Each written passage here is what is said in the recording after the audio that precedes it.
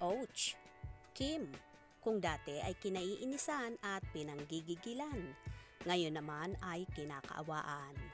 Ang sakit.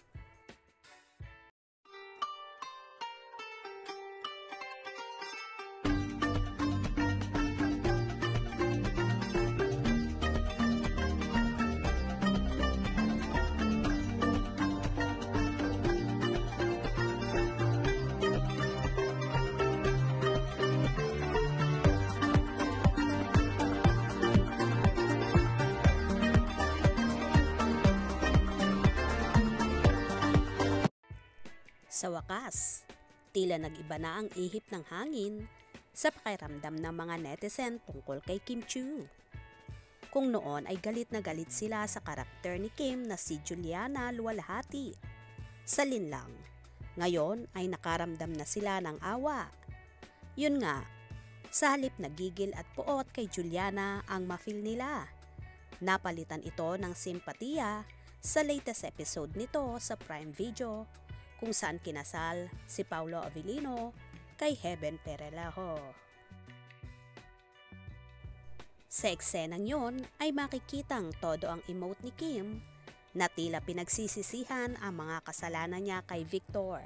Paolo, tanong tuloy ng marami, aba, mukhang may nararamdaman pa si Juliana kay Victor kahit na nakatali na siya kay Alex, JM de Guzman. Kaliw nga si Kim na sinasagot talaga sa X, dating Twitter, ang mga mensahe ng mga netizen. Heto nga ang chika ng mga fanay, yung pinangako sa'yo na pakakasalan ka sa simbahan. Sa iba pala, natupad. Hindi naman masyadong masakit, Juliana. Ouch! Sakit! Hug Juliana, kahit malandi ka. I feel sad for Juliana, pero kasalanan din niya yan. Yan, karma ng pakikiapid niya at hindi makontento. First time na pinaiyak ako at hindi ako nanggigil sa galit kay Juliana. Sabi ni Kim, magdiwang tayo. Siyempre, may mga fan na gusto pa rin na sa huli ay magkatuluyan pa rin sila ni Paolo sa kabila ng kanyang kataksilang ginawa. Grabe, awan Chulvic, endgame, ang sakit naman. Ayan Juliana, ang sakit. Sakit diba? Pero sa huli, ikaw pa rin ang pipiliin ni Victor. Anyway, matapos ipalabas ang episodes 11 and 12, ay pinasilip na ang teaser for episode 13 at may mga bagong kaiinisan ang mga netizens.